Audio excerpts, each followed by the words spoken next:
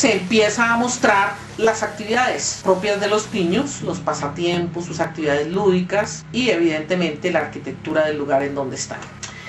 En consecuencia, creemos que el punto de partida es el discurso hegemónico, en el que los grupos étnicos se representan como desposeídos y se ponen en claro antagonismo con otros grupos humanos que se consideran desarrollados. La narrativa visual, por su parte, se estructura con la construcción de visiones panorámicas, que, como he señalado, combina diferentes tipos de ángulos y encuadres con el fin de mostrar los espacios en los que se sitúa la narración: la ciudad de Buenaventura, los palafitos y el charco de Marea. Lo que podemos inferir entonces es que hay una clarísima función focalizadora que se va desarrollando a medida que va avanzando el relato, y que hay un clarísimo propósito de enfatizar ciertos escenarios que le dan realce a la narrativa. El discurso visual, además, construye, a través de las estrategias de las paradojas y en la secuencia de imágenes que se propone a través de la sucesión temporal de tomas y personajes, una representación que hemos sintetizado como la opulencia de la miseria y la miseria de la esperanza. Esa representación sirve no solamente a articular los recursos sonoros que están allí propuestos, a diferenciar los escenarios, sino sobre todo a topicalizar ciertos sentidos. La construcción de esas disparidades procede por una parte de la comparación entre los sectores de Buenaventura que se escenifican y por otra parte de los lugares que constituyen centros de desarrollo y cuáles no. Es decir, se propone un sector de la población de Buenaventura como representativo de un grupo socioeconómico que tiene unas ciertas condiciones que son completamente distintas a los estándares que la sociedad occidental ha determinado para que alguien pueda tener una vida digna. En la cuarta secuencia vemos un charco de Marea donde los niños nadan, y enseguida se cierra con el enunciado 21 de mayo, 150 años de abolición de la esclavitud en Colombia. Con lo cual se construye en el video una narrativa completamente cíclica cuyo eje básico es la temporalidad, es el tiempo de la esclavitud, y una temática implícita que se ubica en una narrativa histórica.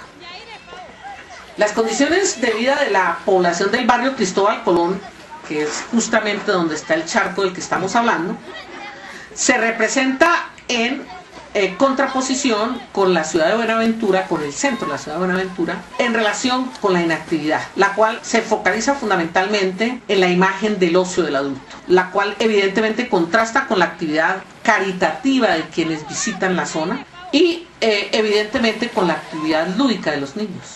Los niños son seres activos, pero son simultáneamente los íconos de la desposesión, de la marginalidad y de la ausencia de autonomía y autodeterminación. Es decir, estamos construyendo una sociedad que se evoca en términos de vulnerabilidad, desprotección y debilidad. En esta narrativa documental, por lo tanto, se reconstruye permanentemente lo que se ha denominado la estética de la ruina, en donde elementos como las basuras, las condiciones de deterioro, los charcos de lodo, los escombros, las aguas residuales, se proponen para focalizar condicionamientos que orientan formas de vida de la comunidad representada. La ruina entonces se propone para evocar recuerdos del pasado, de un pasado parcialmente superado, que imprime en la niñez una marca de continuidad, de inercia, de inacción, y que se expresa en la advertencia de un futuro catastrófico, adverso, invariante, que no se puede transformar. ¿Qué es entonces lo que se propone cuando se construye un video de este tipo?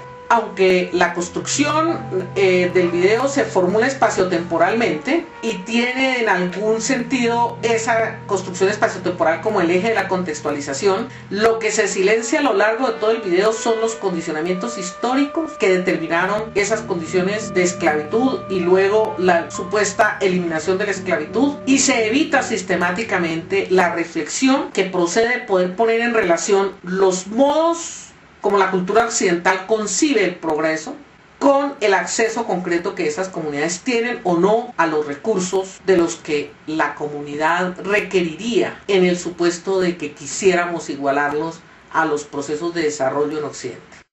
Esa manera de construir la narrativa visual, entonces, lo que está incluyendo son básicamente estrategias de naturalización y de espectacularización, así como el uso de recursos más puntuales para la construcción de esas dos estrategias, como la elipsis, la paradoja o la focalización.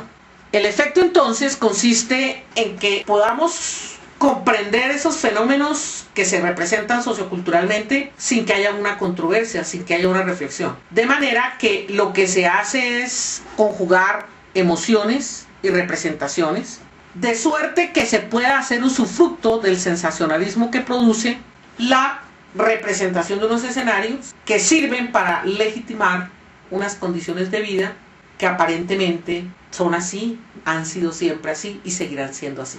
La estrategia de espectacularización y la evocación de imágenes sensacionalistas se observan en varios segmentos que van del minuto 2:20 al minuto 2:40. Veamos cómo funciona eso. En este intervalo se focaliza a los niños que se proponen como personajes centrales. El recurso de la focalización se combina con el de planificación, que consiste en registrar una escena en planos que varían en la línea de tiempo. Así el movimiento va del primer plano, pasando al gran plano, hasta el plano general. En la última imagen del plano se amplía lentamente a través del movimiento de la cámara en retroceso, de manera que permite ver que hay unas niñas a las puertas de cada uno de los palacios.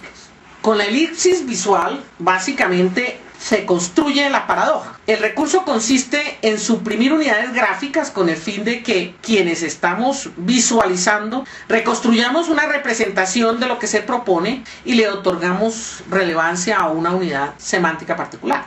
La elipsis contribuye, por lo tanto, a evocar y a reforzar representaciones icónicas a partir de las cuales se proponen las representaciones sociales. Por ejemplo, en el minuto 2:05 se focaliza la imagen de los pies para evocar y estabilizar la representación a partir de la cual se asocia la indigencia, la desposición y la marginación con los personajes que sintetizan dicha conceptualización. En consecuencia, además de funcionar como una figura retórica de elisión, la elipsis visual contribuye a proponer representaciones, a activar saberes y a consolidar imágenes sobre lo que se está representando. El recurso de la paradoja nos ayuda a recuperar lo que se evidencia de la realidad, estabilizando en la cultura las rupturas que pueden establecerse en relación con ese tipo de saberes. Luego de la toma donde los niños se bañan aparentemente felices, se evidencia el estado real del escenario que en principio es descrito como una piscina natural. Se refuerzan estereotipos occidentales en relación con los personajes que se implican y con lo que se les atribuye. Las interpretaciones están mediadas por la idea de la desposesión, la marginalidad, y esto se vincula esencialmente a la basura y a la suciedad.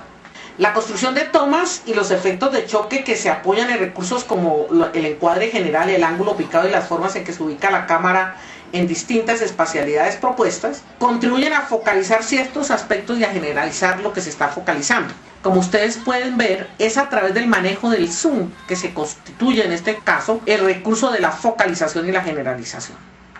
En el minuto 5:49, por ejemplo, la presencia de la mujer y el niño sentados sobre la mesa, una mesa que está deteriorada, al lado de una pared de madera que está además rota, se constituye en el foco de la imagen. Y luego en el minuto 5:52, disminuir el zoom, desplazando el foco de las personas. La presencia de la mujer y el bebé se propone entonces para sugerir un rol de un actor social pasivo, que se define en razón de la complicidad que le es atribuible por su inacción frente a los condicionamientos en los que crecen y se desarrollan los niños de su grupo social. Lo que se hace básicamente entonces es estabilizar una representación en la que el sujeto es responsable de su propio destino. El sujeto debe ser objeto de una corrección, de una represión, de una orientación y de un direccionamiento por parte de sujetos externos a ese grupo social. La representación de la violencia también ayuda a la construcción de la exclusión mediante el recurso retórico del retruécano. Por ejemplo, esta expresión: aquí la violencia es un juego, parecería simplemente que el juego es la violencia. Se trata de una antítesis en la que los elementos léxicos constitutivos se cruzan y se repiten, evocando representaciones que en apariencia se contraponen, pero que en realidad dan realce a la simetría que se estructura a partir de las contraposiciones propuestas. Posteriormente, la cámara enfoca viviendas del lugar mientras se escuchan sonidos de algarabía de los juegos de los niños. El efecto ideológico consiste en reiterar y contribuir a estabilizar representaciones sociales en las que se